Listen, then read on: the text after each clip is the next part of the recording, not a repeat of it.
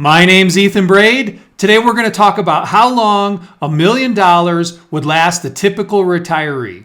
I've been in the wealth management industry for over 25 years. I've seen hundreds of retirement plans, so I've got a strong feel for what works and what doesn't work. I'm going to show you the 5 factors that I think are most important to determining how long $1 million will last the typical retiree. You're going to want to stay with me here. We're going to cover some great information. I think you'll find it to be very useful. I'm going to show you some illustrations that you can use in the context of your own retirement planning. Here are the 5 factors that have the most profound impact on how long $1 million will last the typical retiree: asset allocation, spending rate, investment selection, investment performance, and critically, your behavior. Let's look at actual results for $1 million retirement portfolio over the last 25 distribution years and see how the probability of success changes from one asset allocation to another. This illustration is for a 100% stock retirement portfolio. We're using the S&P 500 as our investment vehicle. We're putting $1 million in on January 1 of the year 2000. We're spending 4% per year, and we're adjusting that by 3% for inflation every year. What we see is that after about 23 years, we ran out of money. What if we go the other direction and put 100% bonds in our portfolio? In this example, we're making $1 million investment on January 1 of the year 2000.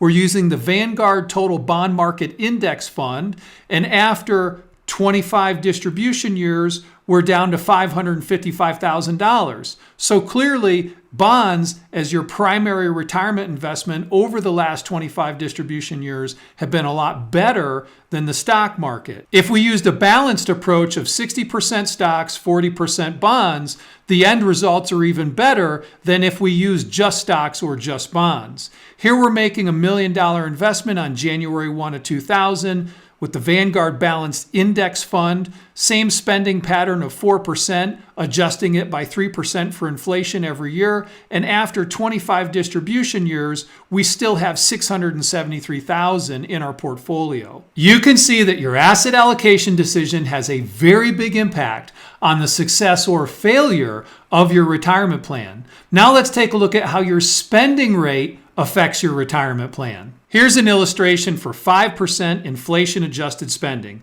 We're making $1 million investment on January 1 of 2000. We're using the Vanguard Balanced Index Fund, which is a 60-40 fund, and after 22 years, we run out of money. If we simply change our spending to 4% inflation-adjusted and hold everything else constant, look what happens. Here we are, 25 distribution years later, and we're at $673,000. If we take our spending down to 3% inflation adjusted, the results get really encouraging. Everything is the same in this illustration. $1 million investment, January 1, 2000, Vanguard Balanced Index Fund, but look where we end up. $1.6 million after 25 years of distributions. Isn't that amazing?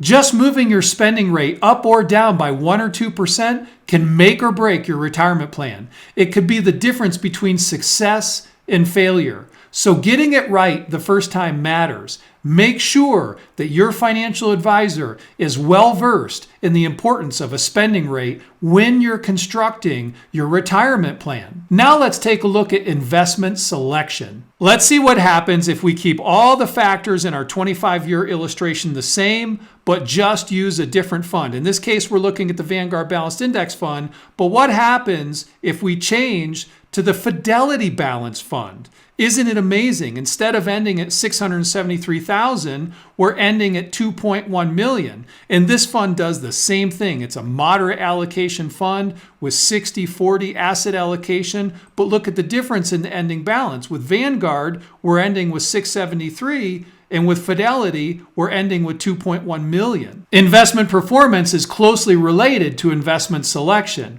Isn't it interesting that the Fidelity Balanced Fund did so much better over the last 25 years for a retiree than the Vanguard Balanced Index Fund? Let's dig a little deeper into those two funds and see if we can spot some of the reasons why Fidelity did such a better job, even though these funds are both moderate allocation funds and are our 60/40 asset allocation. They do the same thing, they sound the same on paper and look the same, but the performance was way different. Let's see if we can find out why. The Vanguard Balanced Index Fund is a moderate allocation fund. It has a very low expense ratio of 0.18. The fund has an asset allocation that's approximately 60% stocks and the rest in bonds. We see that 70% is in large and giant cap, roughly 20 in mid cap, and then about 8% plus in small and micro. Keep this in mind because there's going to be a difference here between Vanguard and Fidelity. Let's take a look at style of investment. Vanguard has 30% in large cap growth. Right here. Keep this in mind because we're going to see a discrepancy there too between Vanguard and Fidelity. The fund is almost exclusively in the United States. The bond component is 22% securitized, 48% government, 25% corporate, the rest in cash and a little bit in municipals. The fund has over 15,000 holdings. It has a dividend yield over the trailing 12 months of 1.84%. And the top holdings of the fund are Microsoft, Apple, Nvidia, and Amazon. Here is the Fidelity Balance Fund. This is a moderate allocation fund, just like Vanguard.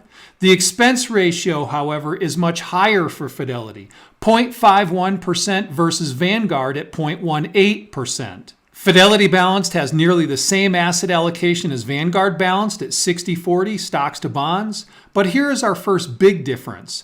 Fidelity Balanced has just over 80% in large and giant capitalization stocks, a little under 16% in mid cap, and a very small amount in small and micro cap when compared to Vanguard. Fidelity has almost 47% in large cap growth stocks, where Vanguard was just over 30%. Fidelity's international exposure is just about the same as Vanguard. Both of these funds are concentrated in North America. Fidelity's bond exposure is also different than Vanguard. You'll notice that Fidelity has more in securitized, less in government, and slightly more in corporates than Vanguard. Fidelity Balanced is not as diversified as Vanguard Balanced. Fidelity Balanced has a little over 5,000 holdings compared to Vanguard's 15,000. The Fidelity Balanced Fund has a lower dividend yield than Vanguard at 1.6%. You'll notice that the top holdings in Fidelity Balanced are the same as Vanguard, but look at the percentage weightings. Fidelity takes a little bit more concentration in some of the names than Vanguard. So while Vanguard Balance and Fidelity Balance sound the same, and they're both in the same category, moderate allocation 60/40 funds, the performance gap is due to subtle differences that are secondary and tertiary investment management decisions, such as how much do we have in growth versus value? How much are we weighting in large cap stocks versus small cap stocks, so on and so forth. Clearly, the investment management at Fidelity has been better over the last 25 years than Vanguard, even though the fees at Fidelity were almost 3 times greater. Now let's talk about behavior. This is my fifth factor affecting how long $1 million lasts for the typical retiree. I think that behavior cannot be overstated. Let me give you an example of what I'm talking about. The stock market doesn't always go up like it has for the last 15 years. Here's a look at the stock market, S&P 500 from 2000 to 2013. 13 years, no appreciation, with 2 very significant drops along the way. If you had had $1 million in the stock market in the year 2000, 10 years later, after a loss of 56%, your portfolio was down to a low of $453,000. When I'm talking about behavior, I'm talking about resisting the urge to sell at the bottom, as many people unfortunately often do. You can have a great financial plan, excellent asset allocation, very solid investments, and literally throw it all away if you lose control of your behavior, if you allow your emotions to take control of your decision making.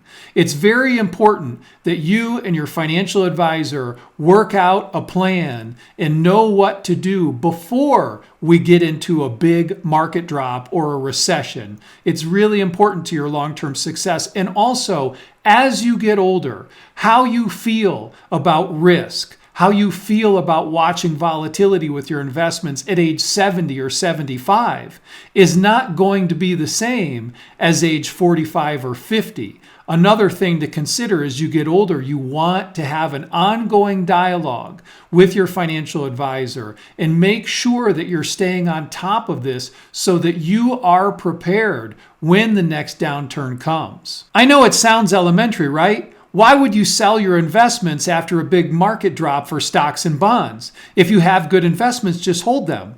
But believe me, people do it all the time. And if you are 45 or even 60 years old and you're watching this video, it's hard for you to have an appreciation for just how you will feel when you are 70 or 75 and you're living through a recession, you're watching your retirement nest egg be depleted, and you're watching your security be diminished. It can really weigh on you. It's like a coat of bricks. So the best thing that you can do is to work with a skilled financial advisor. Have a plan in place. Know what to expect. A good financial advisor can tell you what your range of returns or losses will be before you invest. If you're 60 or 65 today, you could have 3 or 4 recessions easily throughout the course of your retirement. You'll see a bear market for sure. And so the most important thing you can do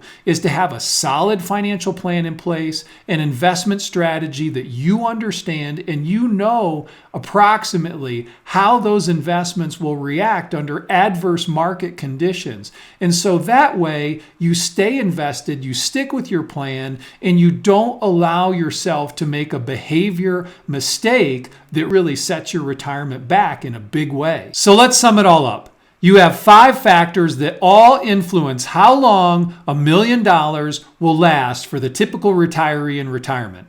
Every one of them is important. We have asset allocation, we have spending rate, investment selection, investment performance, and your behavior. Any one of them can completely derail your retirement. So it's really important that you have a skilled financial advisor who has the experience to help you vet out and understand each of these factors, build a financial plan and an investment strategy that you understand, that you're comfortable with, and will stick with through the bad times and the good times. It's only a matter of time before the next recession. I hope this video was helpful. I hope it gets you thinking, helps you better analyze your investments, and overall improve your family's financial plan.